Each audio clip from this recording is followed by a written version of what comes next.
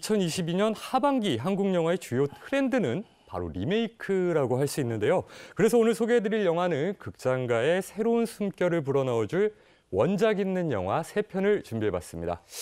글쎄, 우리가 가만히 생각해보면 그 리메이크 영화가 원작을 뛰어넘는 경우가 많지 않았었는데 그래서 오늘 이제 3편을 소개해 주시는 거잖아요. 네, 맞습니다. 야, 한번 들어보죠. 기대는 일단 하겠습니다. 네. 원작 있는 영화 첫 번째 영화는요. 밀실 살인 사건의 용의자로 지목된 유망한 사업가와 그의 무죄를 입증하려는 승률 100%의 변호사가 숨겨진 사건의 조각을 맞춰나가며 벌어지는 이야기를 그린 영화 자백입니다.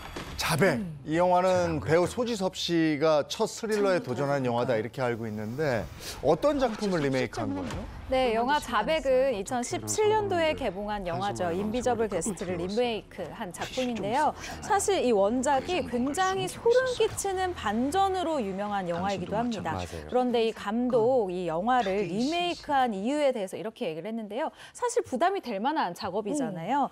너무 원작이 견고해서 이 손을 댈 수 없는 작품이라는 생각이 들었다. 그런데 뒷부분의 반전이 워낙 유명하기 때문에 앞부분에 빛을 볼 수 있는 아주 좋은 씬들이 유명하지 않다라는 생각을 했다라면서요. 이 원작의 강점을 다른 부분으로 조금 틀어서 내가 좀 더 잘 만들 수 있을 것 같다라는 자신감이 들었다라는 이야기를 했거든요.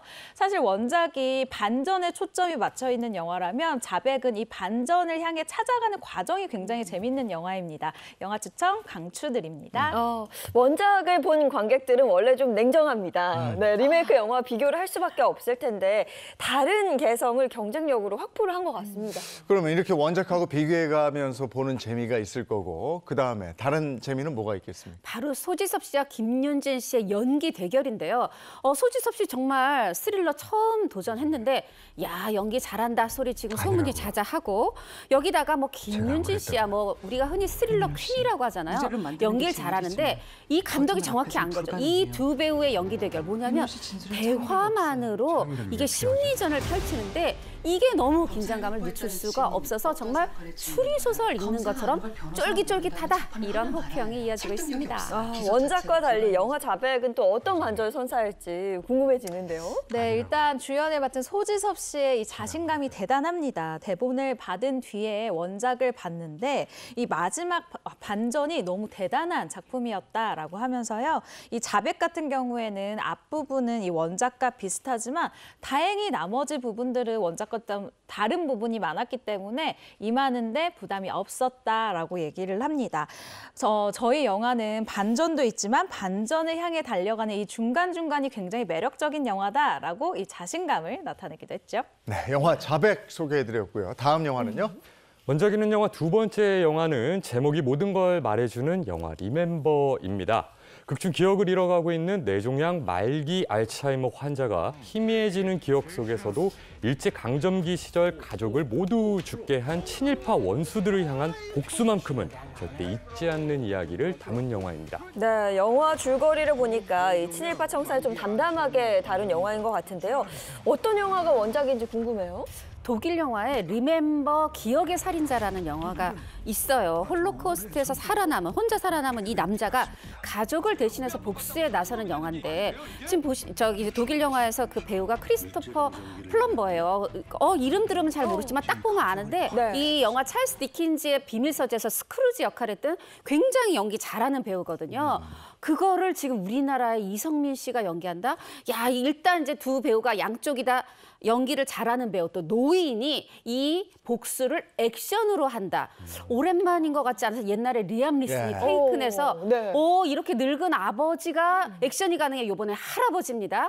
그런데 감독이 이렇게 얘기를 해요. 내가 이걸 왜 리메이크했냐면 우연히 원작을 보게 됐는데 설정이 너무 좋아서 이거를 좀 만들어 봐야 되겠다 이렇게 생각을 했다고 하는데 사실 홀로코스트 또 우리나라 일제강점기 이게 역사적 맥락도 비슷하기 때문에 뭔가 좀 기대가 큽니다. 원작이 그 배우를 제가 연기하는 걸 보지는 못했습니다만 제 생각에는 리멤버의 이성민 씨가 연기는 더 잘했을 것 같아요. 맞습니다. 맞습니다. 이 영화 리멤버라는 영화가 주려고 하는 메시지는 굉장히 명확합니다. 일본과의 이 과거 청산에 대해서 과거는 더 이상 생각하지 말고 앞으로 나아가자.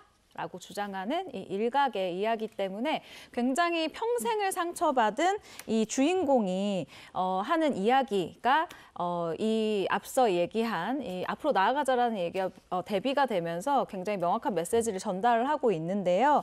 우리 사회 현실을 되돌아보게 하는 역할을 하는 오랜만에 그런 영화가 나온 것 같습니다. 이성민 씨 가족을 모두 죽게 만든 이 친일파를 찾아서 60년 동안 계획한 복수를 감행하는 80대 심지어 알츠하이머 환자 역할을 맡았는데요.